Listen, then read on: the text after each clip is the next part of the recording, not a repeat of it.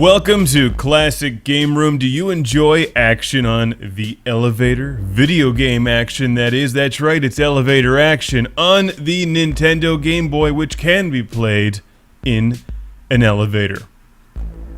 Sure beats listening to that damn music.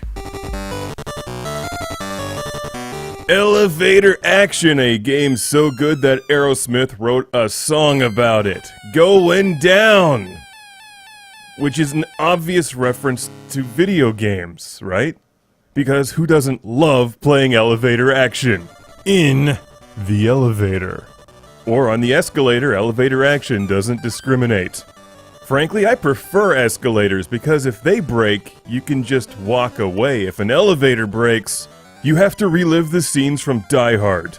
Or elevator action, which is just about as hardcore. I love blowing away the bad guys with the shotgun. That's so gratifying.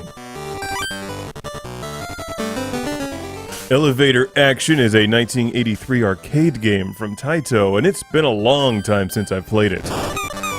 Until now, this Game Boy version captures the awesomeness of elevator action perfectly in a pocket-sized format.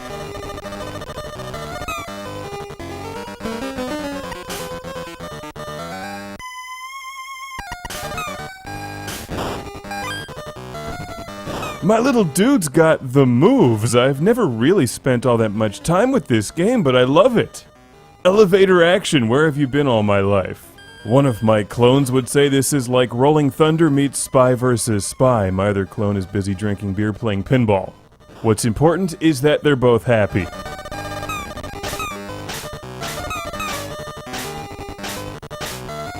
The objective in Elevator Action is to use as many forms of transport between levels as possible without actually climbing stairs, while also searching for all of the rooms with an exclamation point, which contain 500 points and something.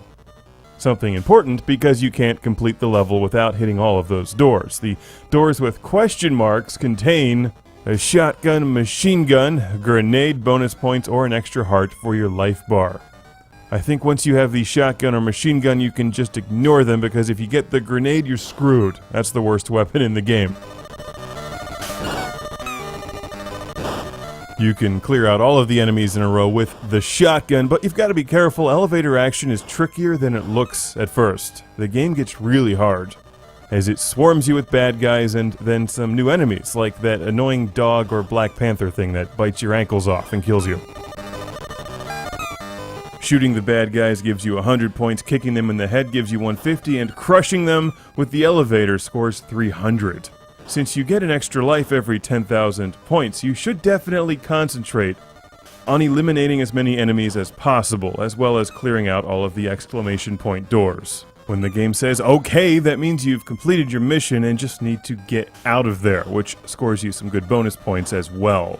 And a hot date with a beautiful girl in a Ferrari who picks you up and drives you to Wendy's for a Frosty.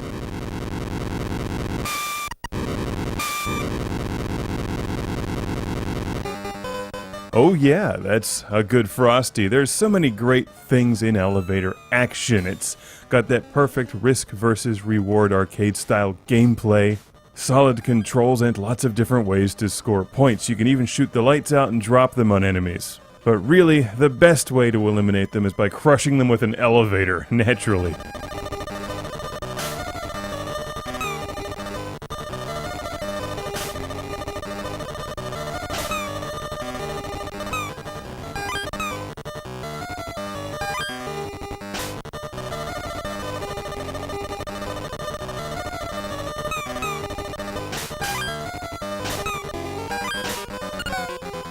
If you're really gangster, you can even jump between levels, which is risky. As you can probably tell by now, this game rocks on the Game Boy. It's also on a bunch of other old school computers and game consoles like the NES, ZX Spectrum, and Commodore 64.